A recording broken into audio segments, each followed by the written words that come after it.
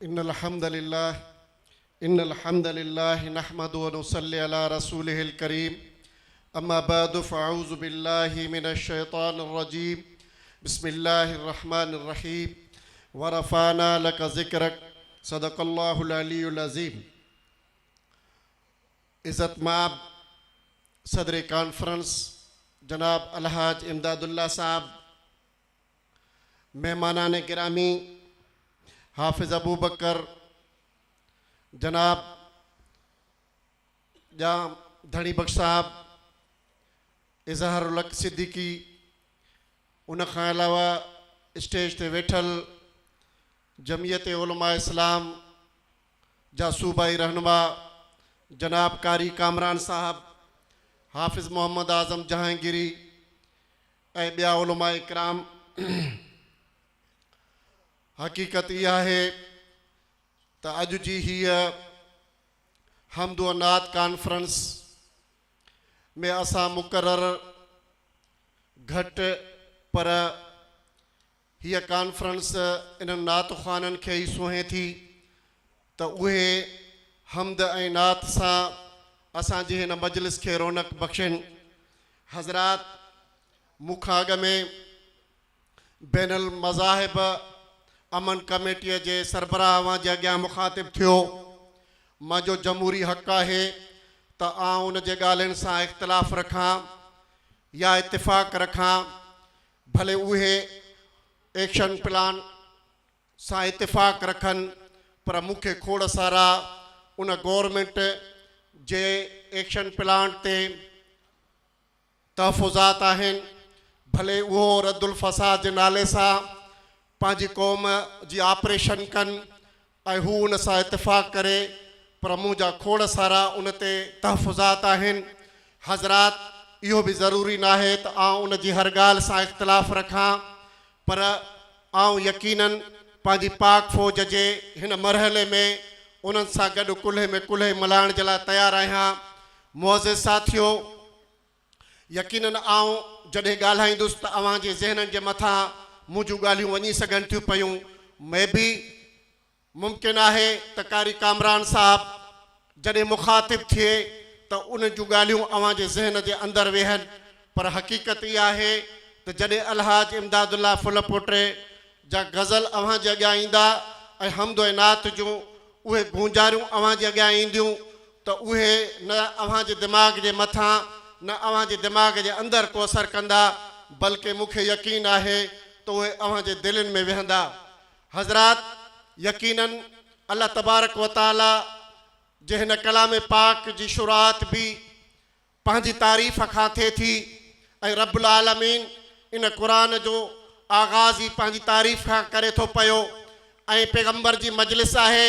पैगंबर सल्लल्लाहु अलैहि वसल्लम मेहरा ऐं मेंबर ते वेठा आहिनि। हज़रत हसन खे हुकुम थिए थो पियो त उथ ऐं उथी करे अल्लाह जी तारीफ़ सां गॾोगॾु हुज़ूर जी तारीफ़ कर, ऐं उहे तारीफ़ कनि था। हीअ तहरीक जेका हज़रत हसन शुरू कई हुई, यकीनन उहे पंहिंजा मराहिल हर मोड़ ते मुकमल पे कंदी आई, लेकिन ख़ुसूसी तौर ते जॾहिं क़ौम जे अंदरि ॾुखिया हालात आया या सरहदूं ग़ैर महफ़ूज़ रहियूं त शोरा किराम बि पंहिंजो किरदारु अदा कयो आहे ऐं उन फ़ौज जे अंदरि उन मुजाहिदनि जे अंदरि इतिसाह पैदा कयो, नई ज़िंदगी पैदा कई। इन्हनि शाइरनि जी तवसुस सां हारायल जंगियूं बि खटी वियूं। मुअज़्ज़िज़ हज़रात, यकीनन हिन जमात जे अंदरि हिन मुल्क जे अंदरि बि ॾुखिया ॾींहं आया, कड़वा ॾींहं आया, लेकिन असांजे शोरा हज़रात जिन जमात जे मजलिसनि जे अंदरि असांजे ॾुख ऐं ॾोलापन ऐं असांजे सूरनि खे साम्हूं रखे करे जेके गज़ल पढ़िया, जेके हमद ऐं नातूं पढ़ियूं, उन सां जमात खे नयूं ज़िंदगियूं मिलियूं आहिनि।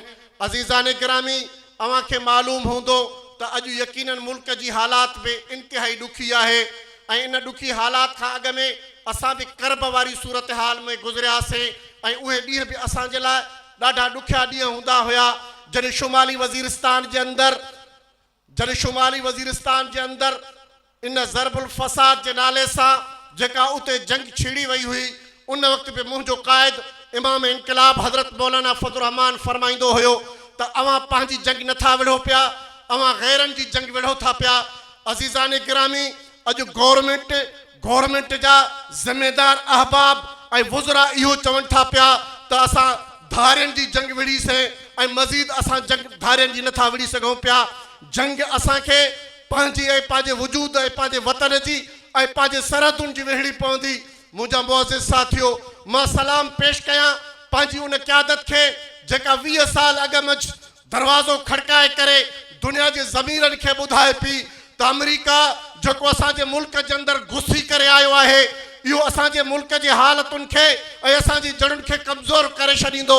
लेकिन मुल्क जा सियासतदान ऐं हुक्मरान मुंहिंजी क़यादत जे उन्हनि चीखुनि ऐं दाहुनि ॾे कंहिं बि क़िस्म जी तवजह न ॾिनी।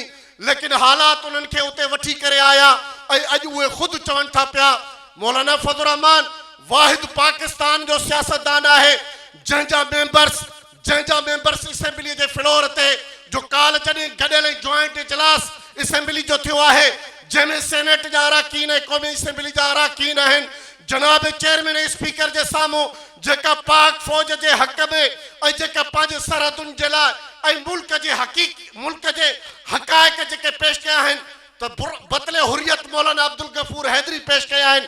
वरन त बाएं बाज़ू ऐं दाएं बाज़ू जे कुवतुनि कॾहिं कोई अमेरिका जी तारीफ़ पियो करे, को लंडन वारनि जी तारीफ़ पियो करे, लेकिन मौलाना अब्दुल गफूर हैदरी साहब उन जॉइंट इजलास जे अंदरि वाज़े तौर ते चई छॾियो त ॿुधो, जमीयत उलमा इस्लाम 36 लख पंहिंजी रुकन साज़ी कई आहे।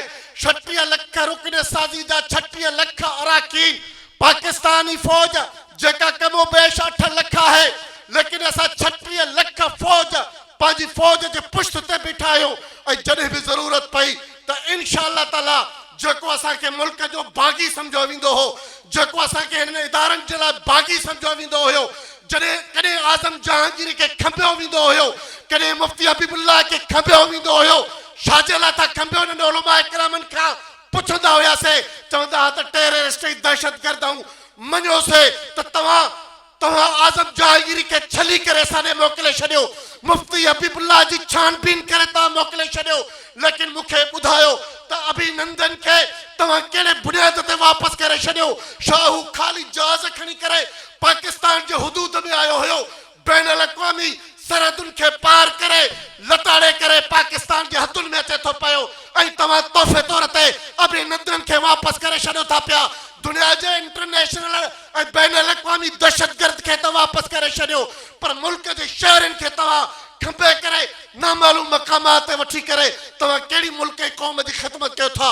लेकिन असां पुराणा बाब विसारे छॾियासीं। असां इन्हनि चैप्टरनि खे नथा खोलियूं, फाइल असां क्लोज़ करे छॾियासीं। लेकिन ॿुधो हिन मुल्क जे सरहदुनि जो वारिस, हिन मुल्क जे सरहदुनि जो जेकॾहिं को मुहाफ़िज़ आहे त जमीयत उलमा इस्लाम जो उहो रुकन असेंबली आहे, जंहिं सेनेट जे इजलास में बीह करे चयो त इब्तिदाई मरहले में असां पंहिंजा 10,000 रज़ाकार फ़ौज जे तरफ़ मोकिलियूं था पिया, उन्हनि खे हथियार ॾियो, इंशाअल्लाह ताला फ्रंट ते असां विढ़ंदासीं। ऐं पोइ मौलाना फज़लुर रहमान साहब मुंहिंजे क़ाइद जमीयत फरमायो मरकज़ी सालार 1 लख रज़ाकार जेके तुंहिंजा तयार आहिनि, उनखे तूं हर वक़्तु हाई अलर्ट रख। उहे रज़ाकार बि असां तयारु आहिनि, पंहिंजी क़ौम जी पंहिंजे मुल्क जी हिफ़ाज़त इंशाअल्लाह ताला कंदासीं। उन में कंहिं बि क़िस्म जी हिन मुल्क जे मथां आंच अचण न छॾींदासीं। लेकिन हिननि हालतुनि में बि जॾहिं मुल्क इंतिहाई कर्ब वारी सूरत हाल में आहे, अज़ीज़ान गिरामी, हाजी इमदादुल्लाह जी या हाफ़िज़ अबू बकर जी ऐं ॿियनि मुंहिंजे नात ख़ाननि जी इहा ज़िमेदारी आहे थिए थी पई त हिन कर्ब वारी सूरत हाल में हिन मुल्क जे तमामु माण्हुनि खे अॼु तव्हां इत्तिसाह ॾियो। शेखुल हिंद रहमुल्लाह वारो, हज़रत मदनी वारो, मौलाना आज़ाद वारो, मौलाना सिंधी वारो इत्तिसाह ॾियो। जॾहिं क़ौम जे अंदरि बरतानिया अची वियो, घिटीअ जे अंदरि अची वियो, रत जूं नदियूं वहायई, उन वक़्तु बि चीखो ऐं नारा जेको आहे सो दिल्लीअ जी जामे मस्जिद में माइक ते बीही करे अबुल कलाम आज़ाद फरमाए थो पियो, ॿुधो मुहाजिरो, मैं तुम्हें बुधाया तो पायो, जिस रास्ते पे तुम जा रहे हो एक वक्त आएगा तुम पाकिस्तान के अंदर बिन बिलाए मेहमान की तरह रहोगे। बुधो मौलाना अबुल कलाम आजाद थे उन्हनि हरूफ़नि खे अॼु सोनेरी हरूफ़नि में लिखी छॾियो। मौलाना उबैदुल्लाह सिंधीअ जी उन तारीख़ खे अॼु सोनेरी अखरनि में लिखी छॾियो, जंहिं चयो हुयो ॿुधो मां अंग्रेज़ जो पाड़ू खोखलियूं करे चुको आहियां, अंग्रेज़ वञण वारो अथव, मुंहिंजे मरण जे 3 सालनि खां पोइ जेकॾहिं अंग्रेज़ न वञे त उबैदुल्लाह सिंधी जे क़बर ते अची करे मलामत कजो। अॼु मौलाना फज़लुर रहमान जेको सिंधी जो वारिस आहे, जेको आज़ाद जो वारिस आहे, क़ौम खे इत्साह ॾिए थो पियो त हिन क़ौम खे कॾहिं बि ग़ुलाम करणु बर्दाश्त न कंदासीं। ऐं इंशा अल्लाह ताला मोदी खे उन मुल्क जे अंदरि जेकॾहिं पारा न कयोसीं त मां शेख उलम जो असली बच्चो न आहियां।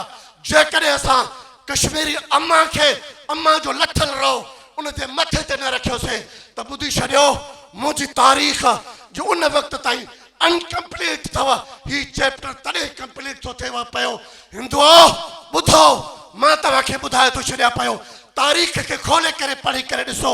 तुंहिंजे हिंदुस्तान जी आज़ादी जो बाप उन वक़्त ताईं अनकम्पलीट आहे जैसे जो उन हिंदुस्तान जी आज़ादीअ में बादशाही मस्जिद में रत जो जानियूं ॾियण जो तस्करो न थिए, सूअरनि जे खलनि में पाण खे सिबराए करे ऐं रावी दरिया में न लुढ़ायो वियो हुजे।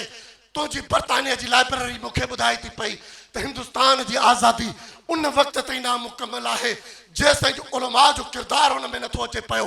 ॿुधो पीपलो, ॿुधो लीगलो, ॿुधो कौम परस्तो, तव्हां छा बि फूकू ॾियो, लेकिन पाकिस्तान जी आज़ादीअ में हिन जे बुनियादनि में मुंहिंजो उलमा जो खून आहे।